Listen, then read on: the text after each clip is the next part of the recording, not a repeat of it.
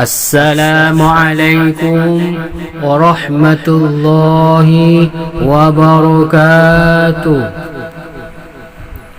Alhamdulillahilladzi asra bi'abdihi laylan minal masjidil haram ilal masjidil aqsa.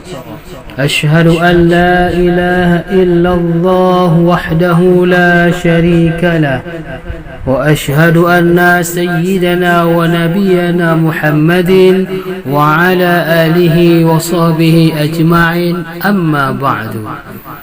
Saudara-saudara kaum muslimin rahimakumullah, Isra Mi'raj merupakan salah satu peristiwa penting dalam sejarah Islam karena mengisahkan perjalanan rohani Nabi Muhammad sallallahu alaihi wasallam. Saat itu Nabi Muhammad sallallahu alaihi wasallam mendapatkan perintah dari Allah untuk menjalankan solat 5 waktu. Peristiwa Isra Mi'raj adalah dua perjalanan Nabi Muhammad sallallahu alaihi wasallam yang terdiri dalam satu malam. Umat Islam memperingati Isra Mi'raj setiap tanggal 27 Rajab tahun Hijriah.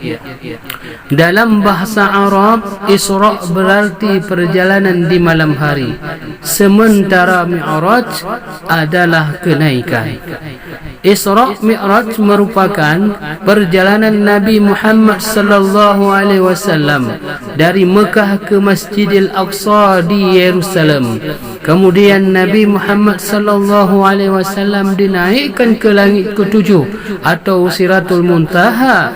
Isra Mi'raj kerap dimaknai sebagai perjalanan rohani Nabi Muhammad sallallahu alaihi wasallam dalam satu peristiwa.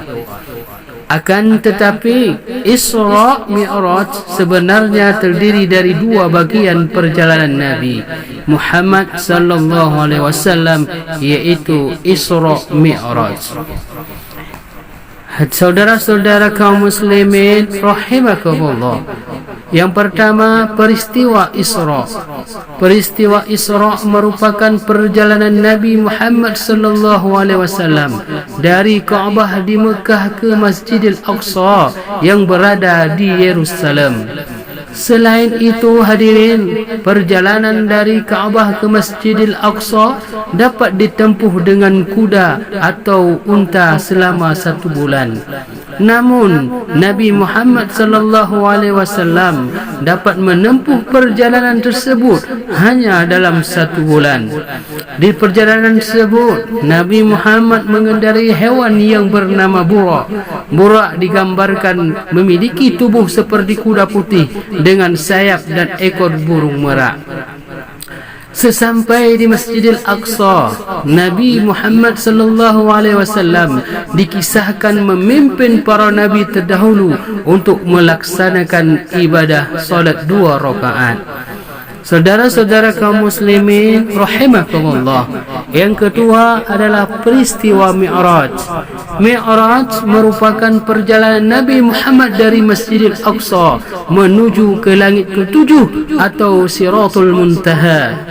Di tiap tingkatan langit tersebut, Nabi Muhammad sallallahu alaihi wasallam bertemu dengan nabi-nabi terdahulu. Nabi-nabi tersebut di antaranya Nabi Adam di langit pertama, Nabi Isa dan Yahya di langit kedua, Nabi Yusuf di langit ketiga, Nabi Idris di langit keempat, Nabi Harun di langit kelima, Nabi Musa di langit keenam, Nabi Ibrahim di langit ketujuh.